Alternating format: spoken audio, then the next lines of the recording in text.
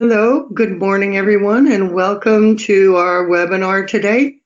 I'm going to do a little bit of housekeeping up front, and then we're going to dive right into our webinar today with Jack Porter-Smith. So first and foremost, this is our agenda, and we're going to walk through this in exactly the order that you see here.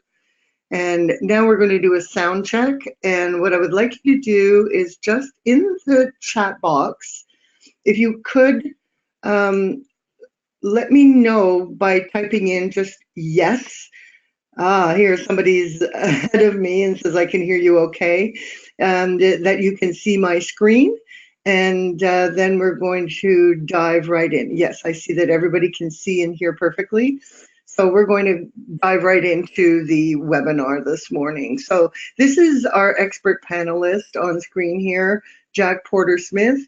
And I'm Heidi Schwendy. I'm going to be your moderator for today. I think everybody on the call pretty much knows me. And now I'm going to do a little bit of a more formal introduction of Jack Porter-Smith.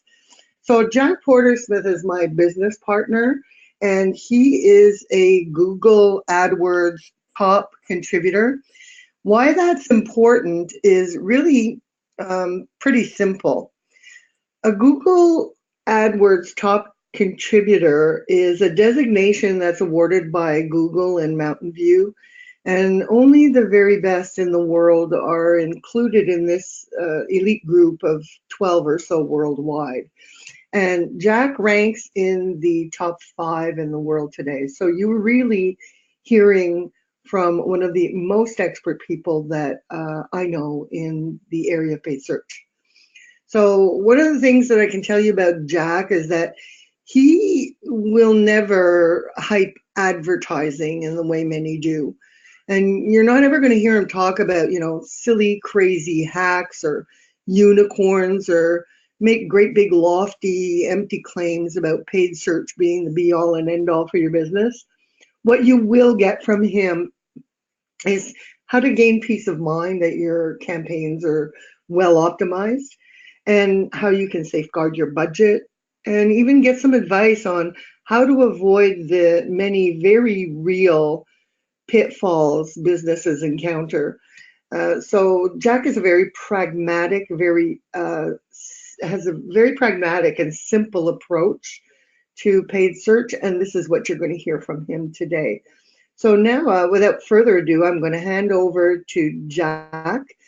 Jack, please begin. You are welcome to the attendees and take over the webinar at this point. Thank you.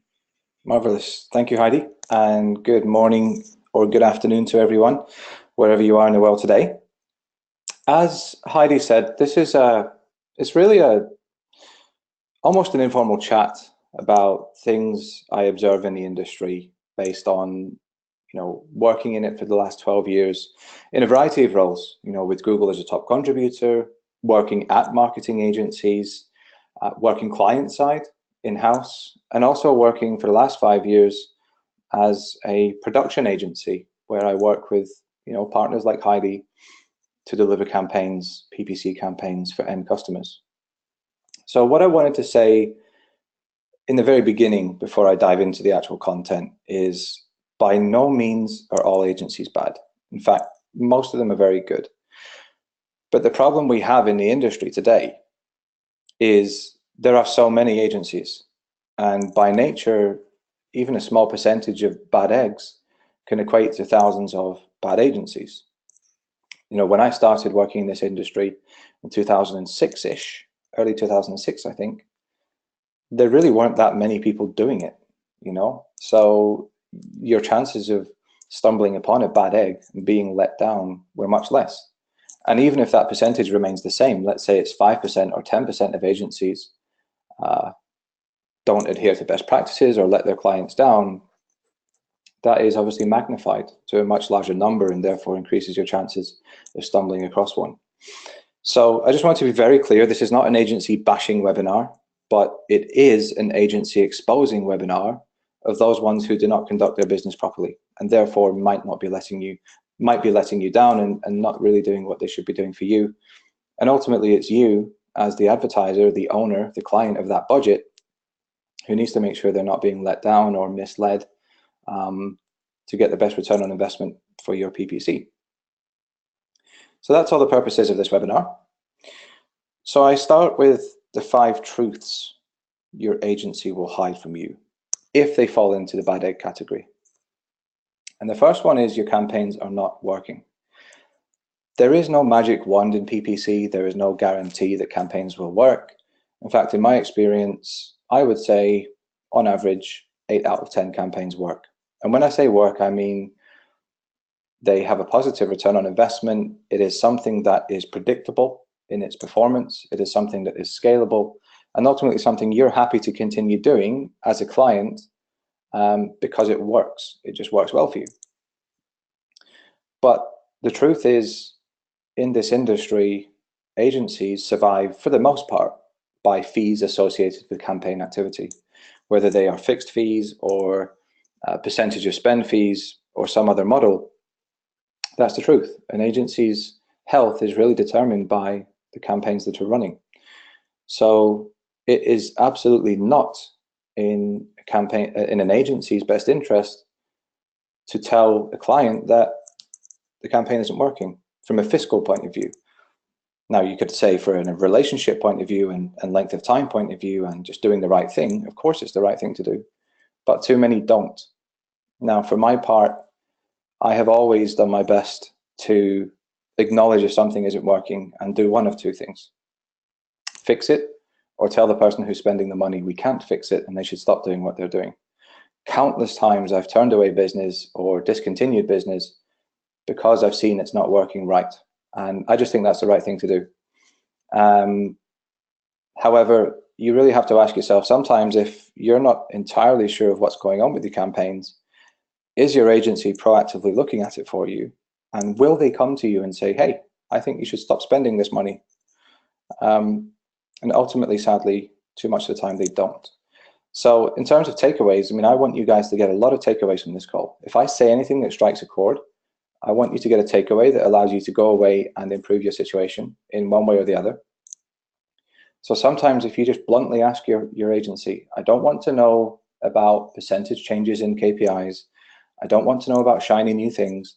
I just want you to tell me, against my ROI objectives, is this campaign working? And look for a straight answer so that you can clearly decide what to do with your budget on an ongoing basis. The second thing that is very common in the agency world, because it's such a competitive environment to operate in, is that they will be spread too thin. And when I say spread too thin, I mean ultimately they don't have time to do their job properly.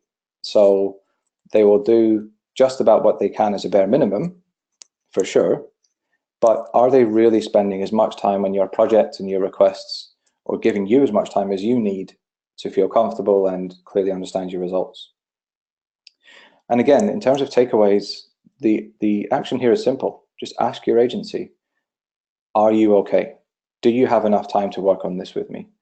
That's something that I get asked very often in the network that I work in at WSI.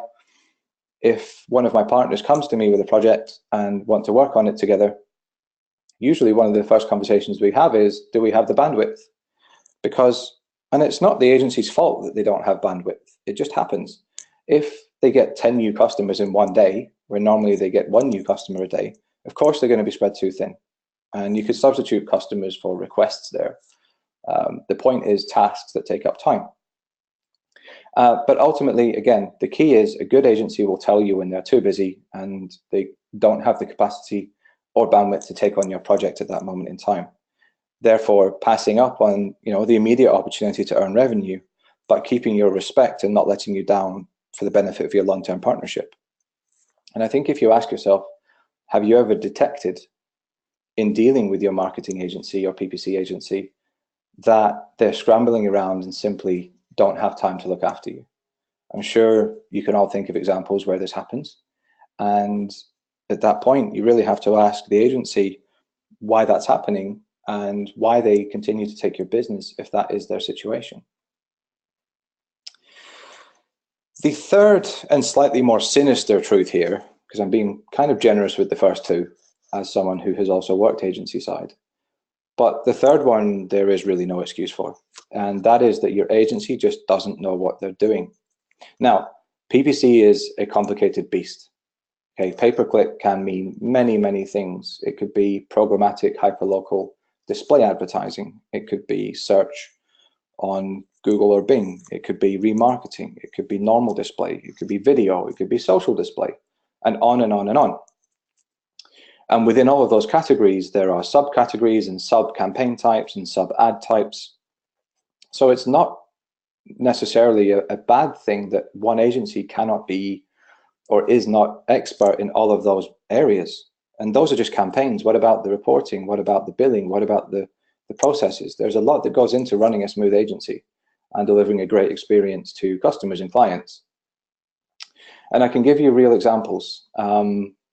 Personally, I've never focused a lot on certain types of social display. So my background before starting this business in WSI as a PPC production agency was mostly in the search and remarketing side of things and regular display. At that point, hyperlocal geofencing wasn't really a thing. But the point is, I'd never focused a great deal on things like Twitter ads, because it just wasn't where my career took me. It wasn't where my direction took me. So about 2 years ago, one of our biggest clients, who we have a great relationship with, they're a B2B finance company, they asked me, hey Jack, you know, we love what we're doing and seeing with the search and remarketing and display campaigns that we're doing. That's great, but we want to start, you know, pushing the envelope and trying new things and getting new sources of customers. So of course we said, yeah, that's great. Let's put our heads together. Let's do it. And we ended up adding 3 or 4 new initiatives. But the client asked for 5 or 6 new initiatives. However, there was a couple there that I just didn't feel we were equipped to do. And one of them was Twitter ads. Twitter ads are something that personally I've just never been a fan of. I've never been very well practiced at them. And therefore, I make a conscious decision not to offer that service. Now, rightly or wrongly is irrelevant.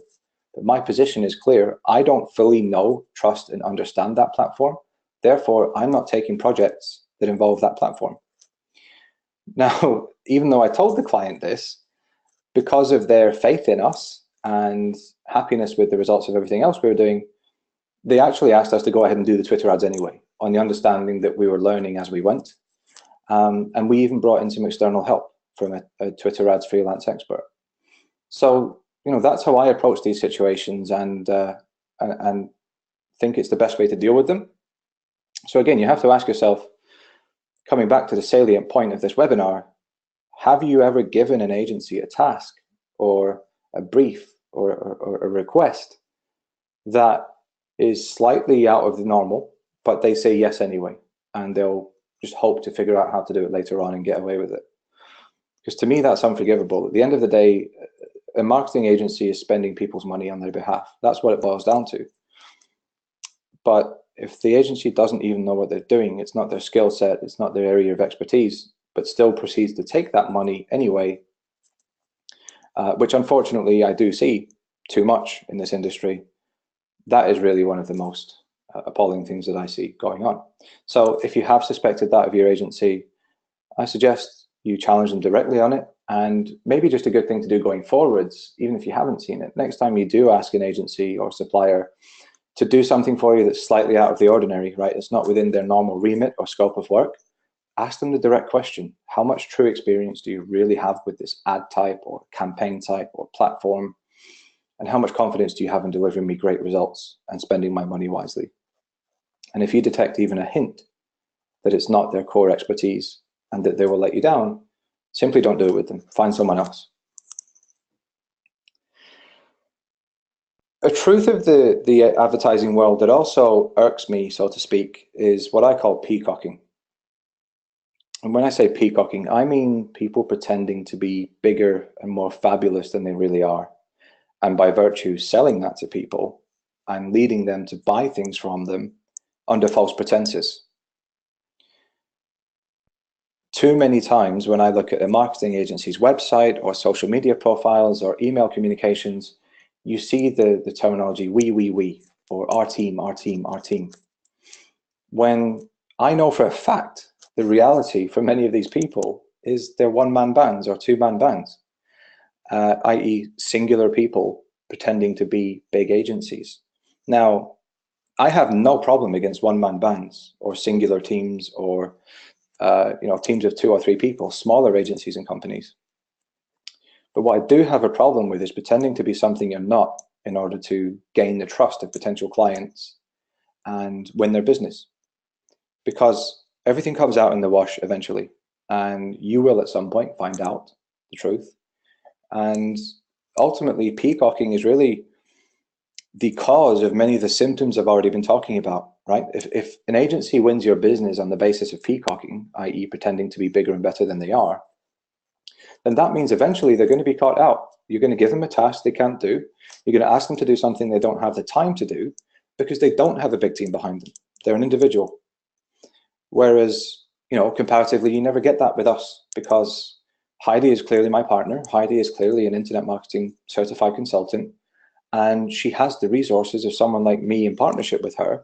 And I do have a team of people in head office in Toronto to do the work. So, someone like Heidi will never face this issue because Heidi doesn't peacock. She tells people exactly who she is. She tells people who she partners with, like me, and everything's transparent and clear.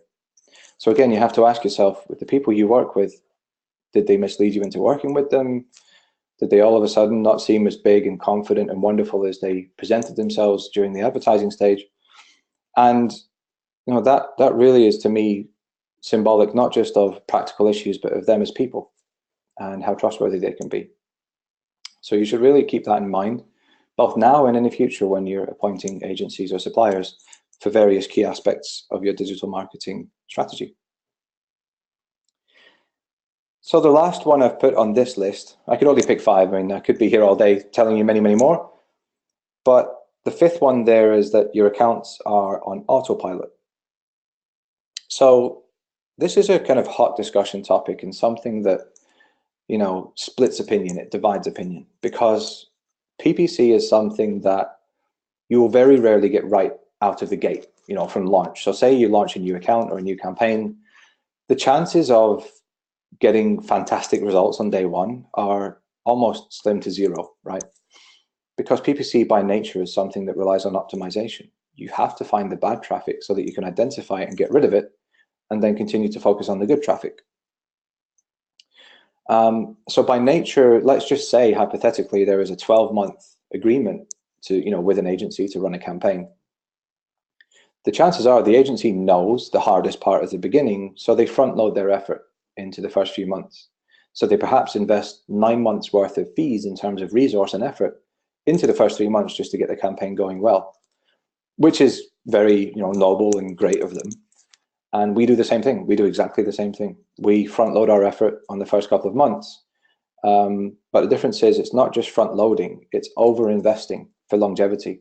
So for example, we have a minimum 3-month commitment with our clients. We don't accept commitments less than that because we know it can take 3 months to achieve the best results. But you can't just stop there. You have to still look after the campaign on an ongoing basis. Even if you have achieved almost the best results that you could imagine achieving, after that, say from month 4 onwards, you then have to continue to invest your effort and resources into testing new ideas, into identifying new problems, into keeping on top of trends. But sadly, what a lot of agencies or consultants do is they do put the effort in the first couple of months, but as soon as the campaign hits acceptable levels of performance, they simply leave it to go on autopilot. And I see this time and time and time again. One of the ways, to really quick, easy ways to figure this out, if your agency is doing this to you, because it's irrefutable, is something called the AdWords change history. A lot of what I do in my job is auditing other people's campaigns and telling them whether we think we can do a better job. The reason I do that is because it's irrefutable. Numbers are numbers, stats are stats, mistakes are mistakes. And as part of those audits, what I commonly do is look at the change history. So we've actually taken on a lot of business over the years from campaigns that are fine. The actual campaigns during my audit, I don't find any issues. I don't find any massive technical errors. Everything seems fine. I tell the client, look, I don't think we can add much value. It's a good campaign. Keep it where it is. But for the one exception where we find that the change history log is empty or very scarcely populated. And what that tells us is, okay, well, if you've been paying your agency for the last 3 months their monthly fee to look after your campaigns, why is your change history tool empty? Why has nobody been in there running reports, fixing keywords, adding new test ads, changing landing pages, trying out new ideas, new campaign types? And so you can often find out that no matter how the facade is from your agency, bottom line is if your change history log is empty, your account is on autopilot, and therefore they're not actually working for the fees that they're charging you for.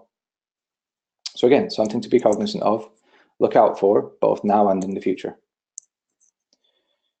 So I'm going to change gears a little bit and talk you through typical signs of what I call a snake bite. And I love this visual because it takes me right back to Western cowboy days in my head.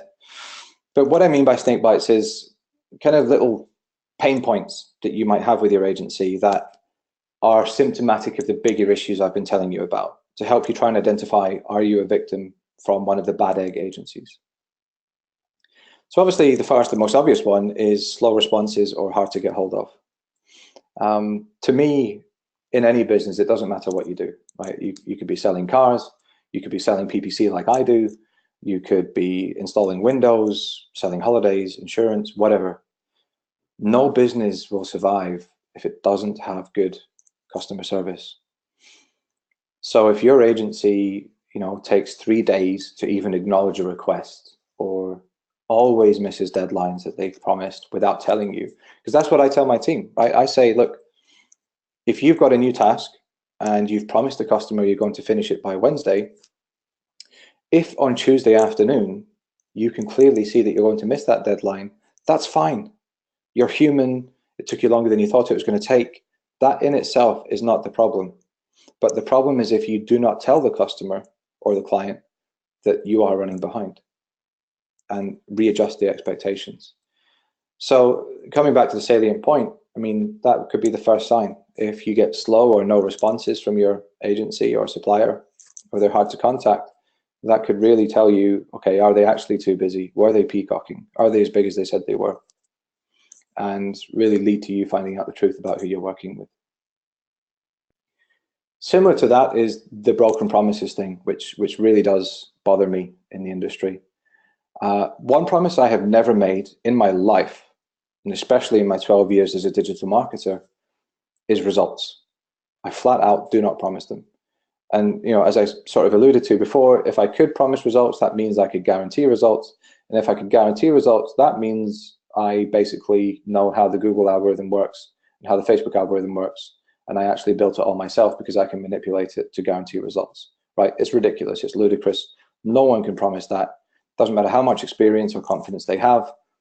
Every situation is different and unique. So what I might say if a dentist is coming to us asking for a campaign, I might say, listen, we work with 10 other dental clients. On average, they spend this much per month, let's say $1,500. And on average, their cost per lead is $50 a month per lead. I can tell you that on average. That's what happens with my other clients. But I'm still not going to promise you that you'll get those results. You might get a $300 cost per lead. You might get a $5 cost per lead. Everything's unique. So you really have to ask yourself, and we lose business to broken promises. That's the other crazy thing that really frustrates me. We lost a couple of years ago. I don't know why it still bothers me, but it does, because it was a lie. It's a double glazing client in the UK. We work worldwide. We have literally clients across the globe. And we were running this advertising campaign for a double glazing company, and it had great results. We worked really hard on it. We worked very closely with the client. But one day this agency called the client and said, hey, just wondering if you know, but if you go and search for yourself on Google, you don't come up all the time with your ads, but your competitors do. Or if you search for double glazing London or any city, really, your ads don't come up all the time, but your competitors do. You're only coming up 2 or 3 times out of 4 or 5 searches. So the customer came to us and said, why is this agency telling me this? How come they can do it, but you can't? And I mean, whether you know this or not, folks, in AdWords, especially PPC, it is fundamentally impossible to guarantee 100% impression share, fundamentally. Sometimes you can achieve it. An impression share means coming up for every possible search, like this agency was promising. But the most ridiculous part about what this poaching snake agency was promising was not only would they make sure this customer would come up all the time for every keyword they want, but it would be done within the same budget we were using. And I knew for a fact we had a 60 or 70% impression share with great results. And we said to the client, look, we can have you come up more often, maybe 8 times out of 10 instead of 6. But there's no way I can guarantee you your ads will show 24/7 every time with the same budget that you currently have. So anyway, long story short, they switched to this other agency. Of course, they're absolutely full of nonsense. Within a month, the client quickly realized they were just telling lies to get the sale. They were not coming up all the time, every time. And they had even made loads more mistakes with the account, and actually therefore made the client step 2 or 3 ways backwards instead of moving forwards. So they actually came back to us, and we had to spend 2 months rebuilding the campaign to pick up where we left off from. So, you know, broken promises, look out for them. If something sounds too good to be true, it is. Trust me on that. Cash grabbing is another sign. Again, I think part of a good agency and figuring out their integrity and their you know, motives and desires for working with you is whether or not they're just trying to grab cash and have a quick win. I work in a very big network at WSI. As I say, we have clients worldwide. If I wanted to, at the click of a fingers, I could get loads of business. I mean, loads. But actually, the truth is, from at least half of the prospects that approach me, I turn them down. I say, no, I don't want your campaign. And that's not because I'm a horrible person or because I'm too big for my boots. It could be for a number of reasons. Maybe I'm too busy, right? As we talked about earlier. Of course, I've been too busy and my company has been too busy. Who hasn't at some stage? That in itself isn't a bad thing. It means you're doing well and you're busy and you're successful. But it does mean you have to recognize, yeah, now's not a good time to take on more projects. Or could it be, I'm not actually too busy, I could take on more work, but I don't think your campaign's going to work. I think your strategy is wrong. I think your website isn't suitable. I think your offering isn't compelling enough compared to your competition. I think your pricing isn't right. I think your campaign strategy and types that you wanted to use do not fit your objectives. So therefore, for any and above of those reasons, I do not want this campaign. Now, do I enjoy turning away business? Absolutely not, right? I'm a business owner just like you guys. I want to grow.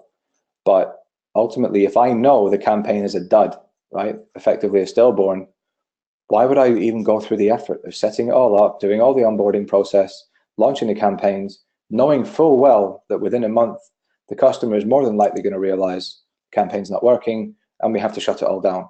Because all I've done is waste my team's effort and resources and focus, and I've wasted the client's budget, effort, and resources.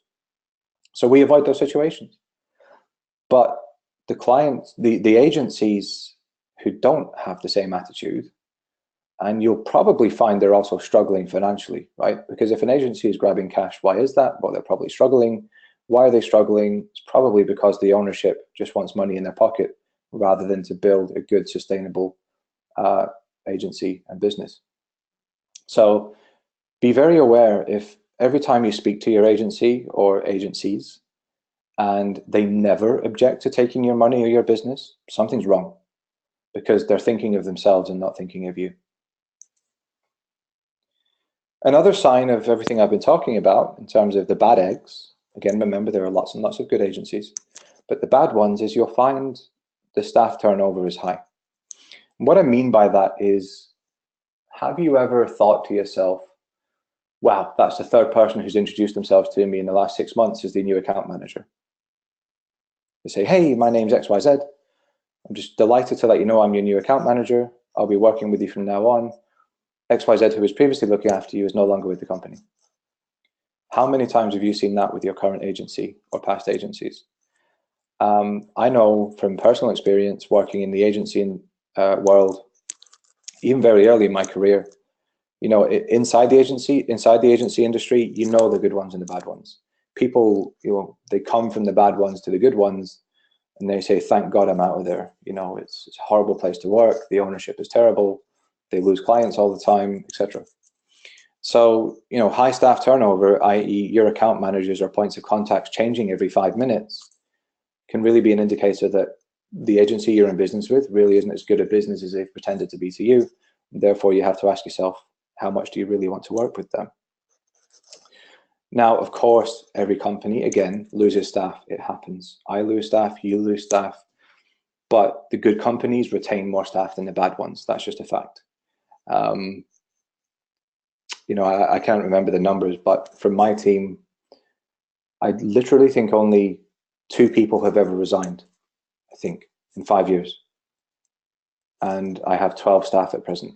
So, that shows you, to me, that's a good rate. But equally, if I had 15 people resign and I currently have a staff of 12, then my churn rate is higher than my staff that I'm retaining. So you get the point. Okay, strict contracts. These are another thing that can really be a sign. They don't bother me as such. There's nothing in themselves. They're not a problem, but they're a sign that you might be getting into business with the wrong person. Now, Heidi and I were actually speaking with a client last week, I think, who unfortunately is being held to a software contract as part of their marketing activities and strategy. And they're now stuck, having seen that the product or the service doesn't work, stuck having to pay this bill for the full 12 months, just a few months into the contract, with no leeway, no wiggle room, no choice but to pay it. And to me, I've never been a fan of contracts. I tend to not think they're worth the paper they're printed on, because I do business based on intent. To me, I'm still very much a believer in the handshake and the eye contact. That tells you everything you need to know about a person. So if I know that you're going to have a good campaign and therefore you should do one with us, why would I need to lock you into 12 months or 18 months as a contract? Because if you're getting good results and you're getting a good service, you have no reason to ever leave me as a PPC agency. You might choose to, which is fine. But I'm so confident in that I only have a 3-month minimum. And I only have the 3-month minimum, again, not to grab cash or keep you locked in, but as I described earlier, I physically cannot get the best results out of an account, in the first few days or first few weeks, right? It takes time to work through the testing process and the optimization process. But I know that within 3 months, 9 times out of 10, I'll get the job done and get good results. And therefore, the client from month 4 onwards, they just renew each time if they want to, and if they don't, no problem, they can cancel anytime. Compared to someone who locks you in for 12 or 18 or 24 months on a long-term marketing supplier contract, to me, that shows me they actually don't care about your welfare, because that says whatever happens with the campaigns, whatever the results are, you're stuck with me for 12 months. Whereas my attitude is, look, if your campaign doesn't work with us, maybe you should take the money and do something else with it. So it's about putting you first, right? As the client, as the budget owner, and giving you the freedom and flexibility to do what is right with your budget. And all that stuff aside, how can you possibly know what's going to work in 12 months? I don't. Things change all the time. Facebook changed their algorithm, Google changed their algorithm, your customers change their behavior, your budgets change, your goals and targets change. So how can you even commit to something for 12 months from now and assume that everything's going to be okay? You can't. So it's just not practical. Another slightly more obvious sign of a snake bite or a bad agency is poor results. Now, in themselves, poor results are not a reflection of a bad agency, because there are lots of contributing factors to results.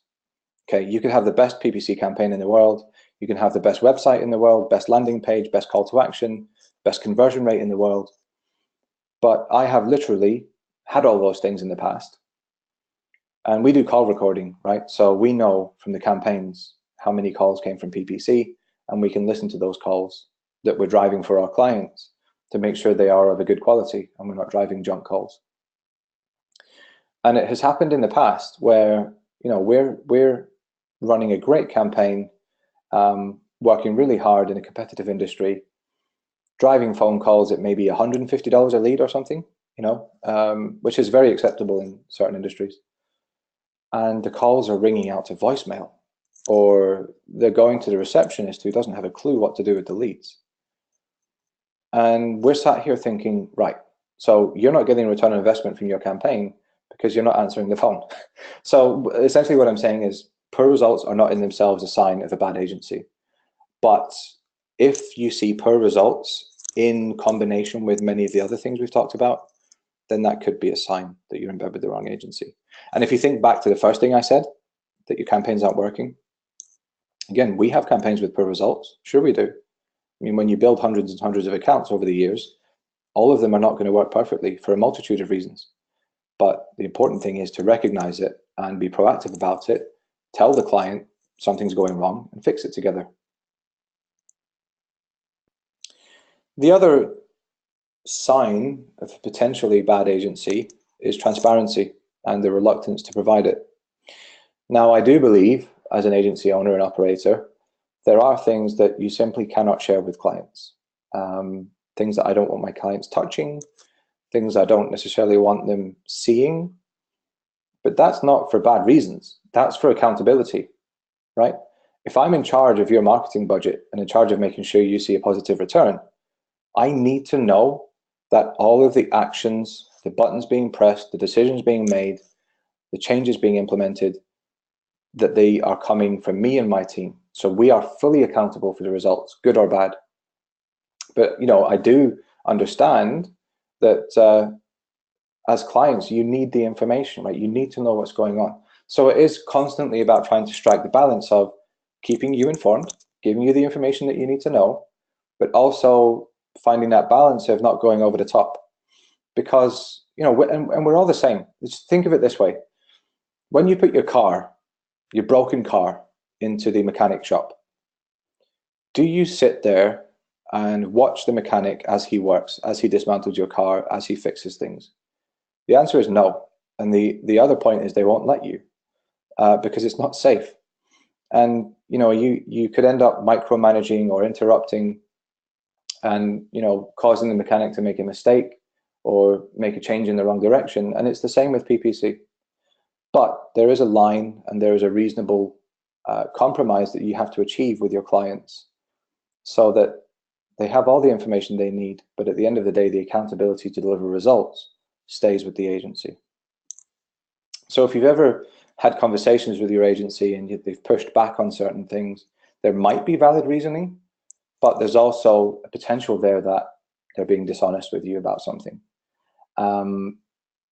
One typical trait I see of this, again, when we get asked to audit campaigns, quite often a partner will send me a report, an email along the lines of, hey, Jack, this customer is asking to work with us. They've attached their last month's PPC report from the current agency. Can you have a look and tell us if you think we could do a better job? And when I look at these reports, they are so vague, it is ridiculous. They are, so it's one page or PDF that only tells you campaign level or account level stats, right? Like AdWords, nothing to do with the campaigns or ad groups inside. And they only have the traffic stats and the cost. They don't have the conversion data. Why is there no conversion data in that report? Most likely because the conversion data is not good. So they don't want the client to see it. So it's things like that that I'm talking about with agencies and managing information and being reluctant to share, which ultimately is no good for anyone. And again, you have to look at these things in combination.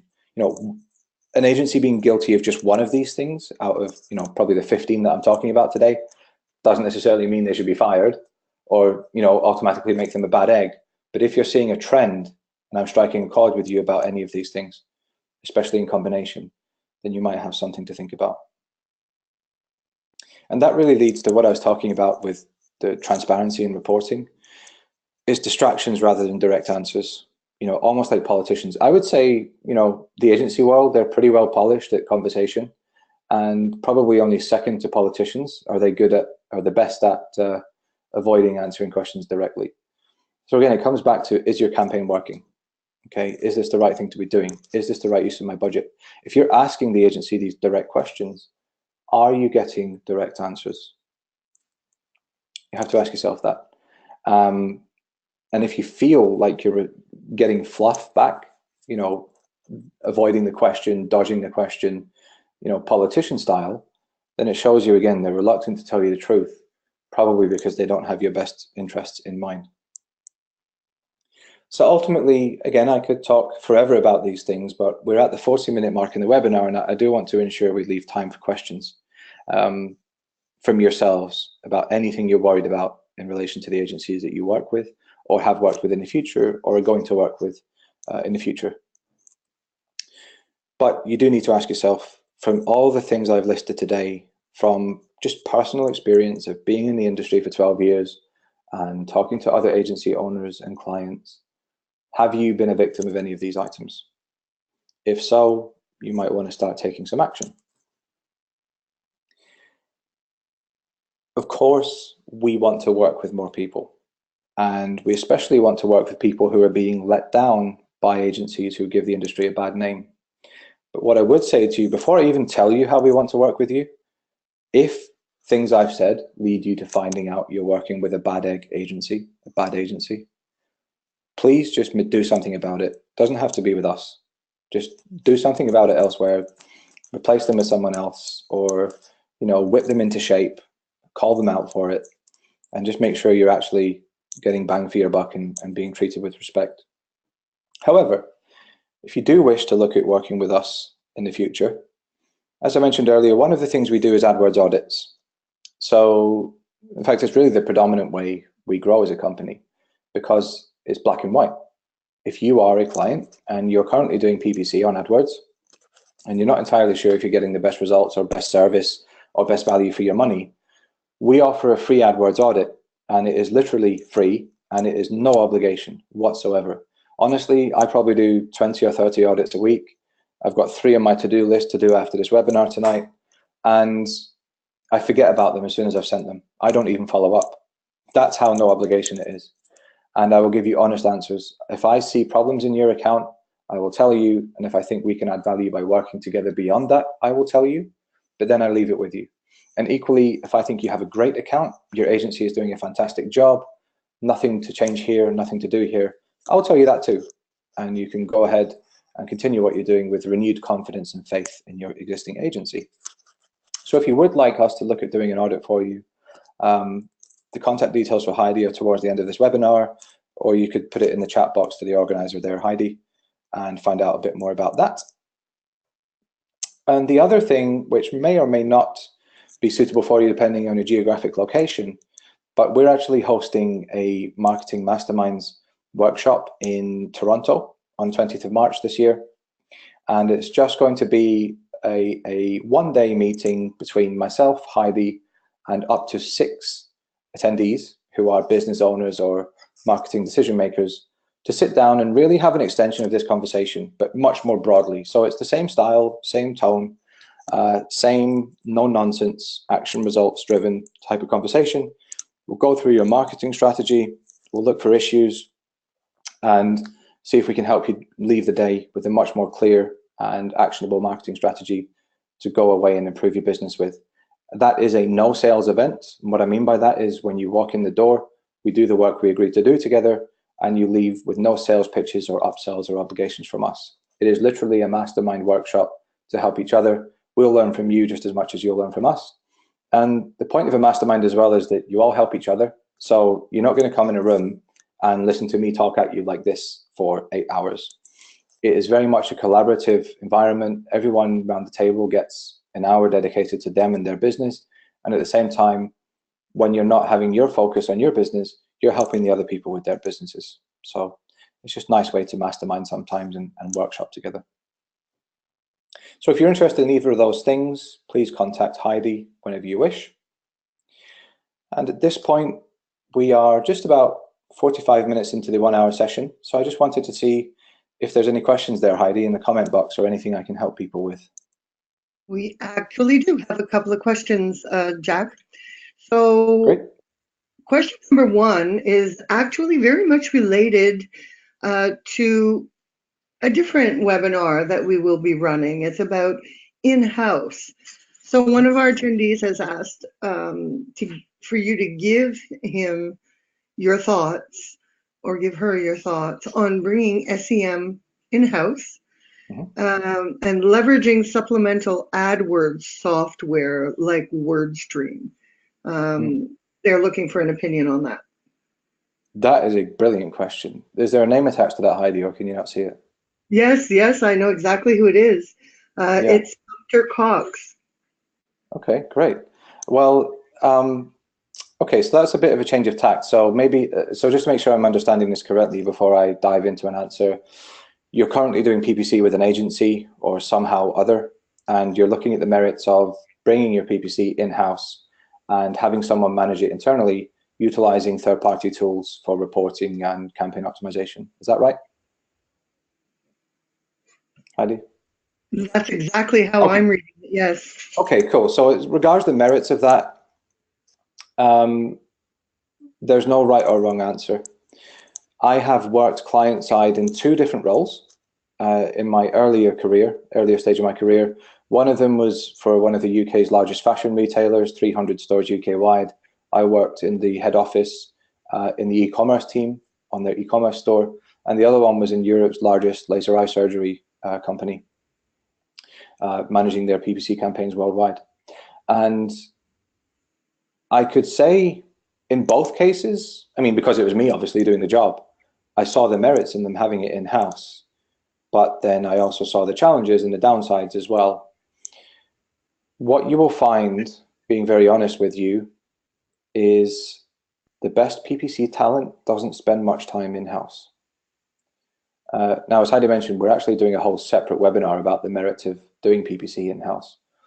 But I'm just being really honest on my experience. I mean, if you look at my career, I spent 2 and a bit years out of 12 so far client side.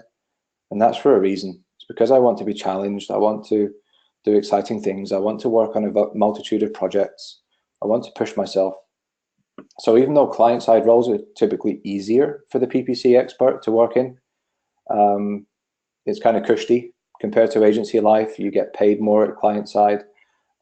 Life is a bit easier, but therefore by nature, you tend to attract not the best talent because they're not going to hang around for that long.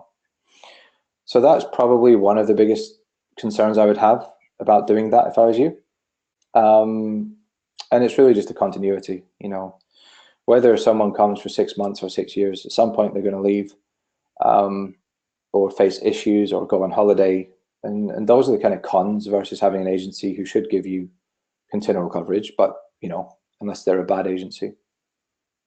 So lots and lots of things to consider there. In terms of that person using external software, that is absolutely fine and very, very advisable. Just be careful you don't end up paying for like 5 different subscriptions that cost hundreds of dollars a month when they don't really add that much value to your account. We do use a few pieces of software ourselves over the years, sort of tried and tested, you know, because you need software for call tracking, you need software for reporting. So, you know, if you're doing in-house Google, Bing, Facebook, Yahoo, Facebook, Twitter, you know, easily 7 or 8 different PPC types, you need a reporting dashboard that's going to sort of pull them all together and analyze things in one place. So you need software for that. Some people use software such as WordStream to do more deep analysis of the account and sort of suggest improvements. Personally, I tried that as well in my agency and didn't like it. I'm not saying it's a bad product or they're a bad company whatsoever. I'm just saying it doesn't work for me. I don't like it. So anyway, salient point, pros and cons to everything. Just be careful what you do. And if you want to discuss in more detail about my experience, please let me know. Thank you very much, Jack. That was very nice and detailed. And yes, software can be useful, but the scary thing is people can tend to then rely on it, and it's not the best. Yeah, there's definitely a place for AI in PPC and machine learning, don't get me wrong. And that is a whole other webinar in itself. But you still have to have very talented PPC doers to sense check it, to interpret it, and apply common sense to what computers cannot. Mm-hmm. Yeah, and the computers won't ever be able to do the creativity part, which is so key to getting the customers on board with what you're doing. Yeah, I'm not a fan yet of artificial intelligence on autopilot. kind of No, scary. definitely not an autopilot. As a complementary optional tool, yes. Relying on it, no. Hmm. Hmm. For example, just to give an example on that, sorry, I know it's kind of, we're diving into a bit more detail here, but when I was at Google, oh, hang on, am I allowed to say this? Yes, I think I am. Because I think it's public now, is Google's obviously in AdWords using much more machine learning now in AdWords. And I can talk about this because it's definitely public. So what Google is now doing in AdWords, Google has a critical mass, I'm not going to say how many, of ads it wants you to have in your account per ad group. And what Google's now doing is if it sees you haven't got enough ads to what it thinks you should, it will actually use machine learning based on all your account historical data to write new ads and suggest them to you to go live. So it's pretty cool, great, but it still needs the human checks to make sure the computer hasn't completely, miswritten the ad.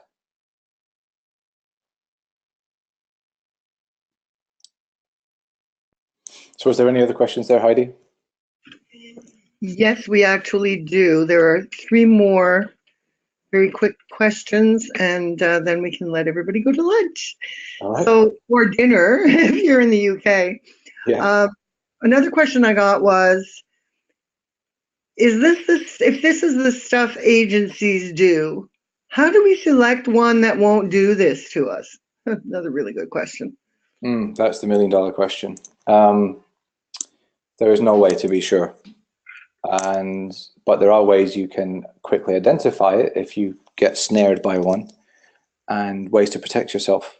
For example, one of the things I was talking about earlier was long, strict contracts. So if once you agree to work with a new agency or something, and then just at the last stage they say, oh yeah, by the way, can you sign this 12-month contract?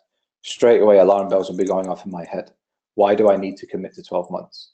You don't need that long to prove that a campaign works.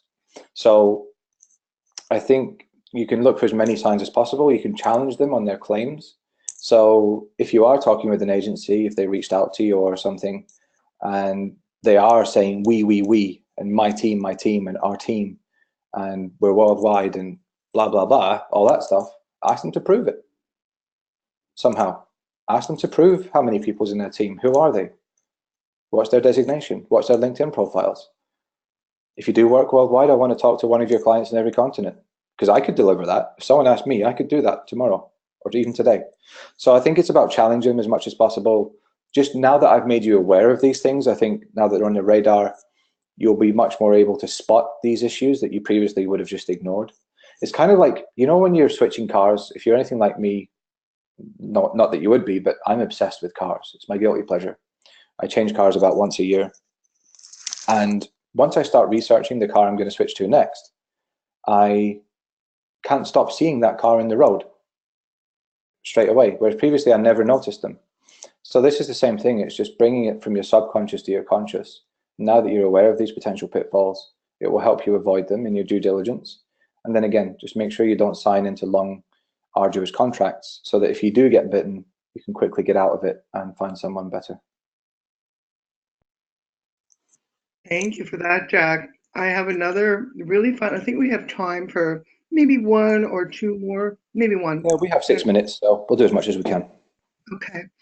So this is a fun one. It looks like some of what we said is resonating for sure. I have 2 questions along the same vein. And it's basically, so for an AdWords audit, what does that entail and how does it work? About the audits that we do? Yes, that's correct. Right, okay. So what does it entail and how does it work? So what it entails is myself or someone within my team having a look at your AdWords account. Usually we only need about 24 hours of access to do the due diligence. So we have a look at your account in 3 or 4 different areas. So we start off just doing a summary of observations. So what are we seeing? What are you spending? What are the results? And then we move into technical errors and inefficiencies. So we're looking at, from everything you're doing and how much you're spending, what are the areas that are really not performing? Is it certain devices, days of week that you're advertising, one campaign versus the other, one keyword versus the other, and so on and so forth. So we're just looking for inefficiencies and mistakes. As well as, within that category of technical errors, one of the biggest things I would say we find in at least half of our audits is tracking and attribution issues. So even if it's a perfect campaign, it's a beautiful campaign, wonderful ads, wonderful keywords, etc., it can be let down just by not having properly and holistically covering and sorting out the tracking side of things. That's a really, really common issue that we find. So for example, you don't have call tracking properly set up, or the conversion tag is broken or missing, or the remarketing tag is broken or missing. It really is astounding in 2018 how many times I still see that issue. So after the technical errors and inefficiency section, we list everything we find there. We then move on to the missed opportunities. So we think, okay, well, even if what you have is great, what are you missing? Are you missing a campaign type? For example, you could be doing search, but there's no remarketing. Now, to give you context for that, I was just doing a client review call about an hour before this webinar. They're a shredding company in Indianapolis, and they have 3 campaigns. They have search for shredding services, they have search for hard drive destruction, and they have remarketing for both of those things. And the remarketing campaign is converting at a CPL that is twice as good, as the search campaigns. So in other words, the remarketing is the best element of that account in terms of results. So, it's missed opportunities like that we're looking for. Then the next section we look at is the landing page. So, okay, even if the AdWords side of things is great, are the ads going to, first of all, are they even going to landing pages, or are they going to the home page? And then wherever they're going, what is the condition of those pages? I.e., are they mobile responsive? Do they have lots of call to actions? Are they optimized for conversions? Do they just look good? Are they well designed? And just check from that point of view as well. Because as I mentioned earlier, even if you have a brilliant campaign, if your website lets you down or your lead handling lets you down, you're not going to get the return on investment. And then we just summarize that. We just say, okay, so on the balance of things, you have these errors, these inefficiencies, these missed opportunities. We either think we can add value if you wish to work with us and we take over the campaigns, or actually, no, we think it's a good campaign, keep doing what you're doing, best of luck to you, see you later. So that's what it entails, and it's just bullet points by email. It's nothing fancy, doesn't take long. To do it, as for the how does it work part, we simply need your AdWords CID, which is a 10-digit identifier of your AdWords account. You'll find it in the top right-hand corner. When you log into AdWords, we send an access request to that from our company MCC or Google account. You approve the access, and then as soon as we finish the audit, you remove us or we remove you, either way. And as well, for your peace of mind, we're always happy to sign NDAs. And you can also, as I mentioned earlier, keep an eye on your change history log, just in case you're worried about us making changes to your accounts, which we never do and never will. But just so you know, you have that facility. So if I did for some reason want to go into your account and turn off all your campaigns or break something, you would be able to clearly see it was me that did that in the change history, which of course I'd never do. So that's how that works. Thank you, Jack. Sure. Thank you very much. I have somebody who is making sort of a statement versus a question, okay, but there's still a question tied into it. So he said this, I'm going to read it to you verbatim. Not a question, but a statement. Isn't the best thing just to work with an agency that doesn't tie you in beyond 3 months to prove their worth and build their trust? Yeah, 100%. I mean, I've got clients who've been with me for about 7 years, who I never even had a contract with from day one. I'm a fan of that, but you'll find that not a lot of agencies are. They'll all want you to sign various things. So yeah, challenge them on it and avoid it, and make sure you don't get yourself tied into anything that could lead to exposure and or missed opportunity for you. 100%, yeah. Well, Jack, we are at just about the top of the hour. The clock just turned to 1 hour, so I guess we're going to need to let everybody go.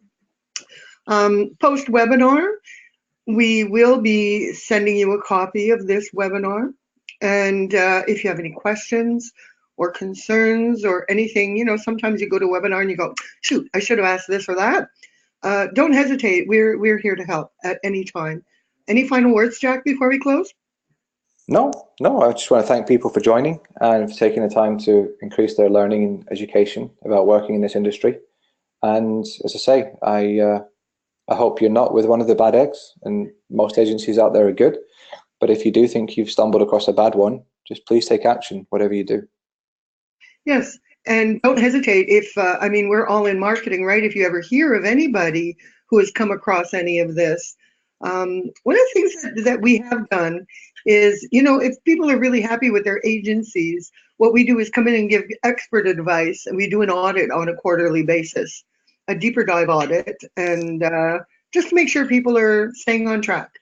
So keep that in your back pocket as well when you think of us.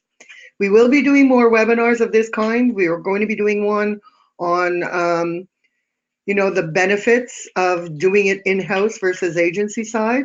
So look out for that invitation, and probably one forthcoming in a few months on the virtues of artificial intelligence and paid search. So thank you for being with us today, everybody, for spending the time. We would love your feedback, because really our education programs are all about you. Thanks again, and bye-bye, everyone. Thanks, guys. Bye-bye.